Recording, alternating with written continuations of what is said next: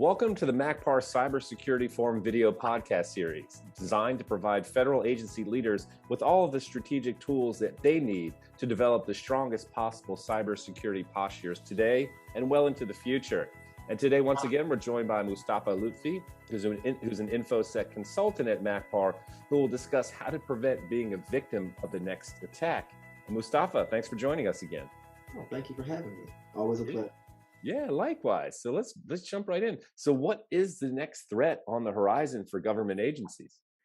Well, the next threat on the horizon is definitely critical infrastructure. I think you've probably heard in the news about the Colonial Pipeline, and then I think there was a meat producer that was basically shut down.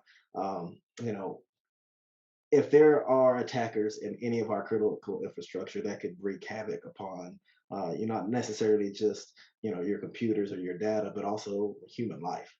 Say for instance, an attacker was able to shut down the power in New York City for an entire week.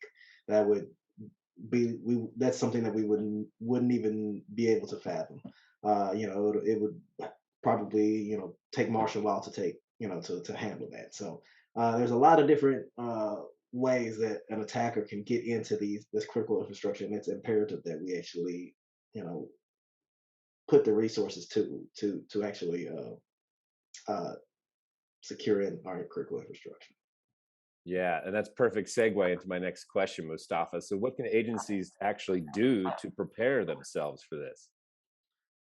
Honestly, unless you're being attacked by a nation state that particularly wants to attack you, an attacker is not going to want to pursue you past the low hanging fruit. So, say for instance, if you adhere to the CIS benchmarks, your OWASP top 10, and a couple of other different frameworks, and you can really eliminate 95% of the vulnerabilities out there.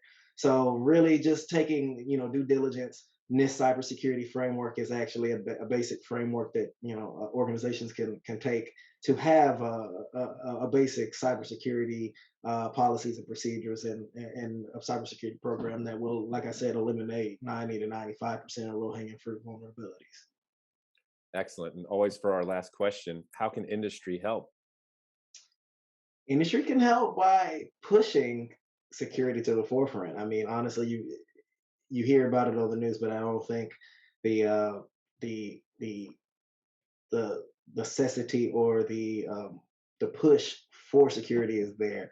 You hear solar winds, but do we see them in front of Congress? So I think honestly, it might take some sort of regulation, and it also might take just the industry wanting to make sure that we are secure, because at the end of the day, you're protecting your nation, you're protecting lives, you're not just protecting data anymore. So it's a different world, and it's a different frontier.